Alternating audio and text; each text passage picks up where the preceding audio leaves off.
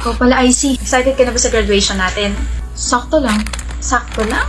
Bakit sakto lang? Medyo namamroblema lang ako sa mga naiisip ko pagkatapos ng graduation. Bakit? Ano bang plano mo? Magtrabaho agad. Tapos, yun nga yung problema eh. Hindi ko alam kung saan ko gustong magtrabaho. Hindi ko alam kung anong trabaho naghihintay sa akin. Hindi ko alam paano magsisimula. Ano bang gusto mong gawin? Oh, ikaw pala yung nagtatanong yan sa akin. Anong gusto mong gawin, Aaron?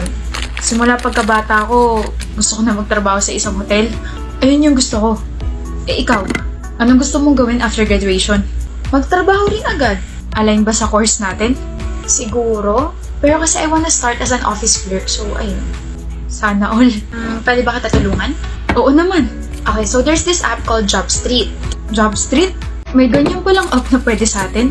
Alam mo, Aaron, upon exploring the app, I realized that if ever na ma-confuse ako sa gusto ko, nandyan ang JobStreet para bigyan tayo ng maraming opportunities. Kaya i-download mo na tong app para hindi ka na ma-pressure kakaisip ko ano ba yung gusto mong gawin.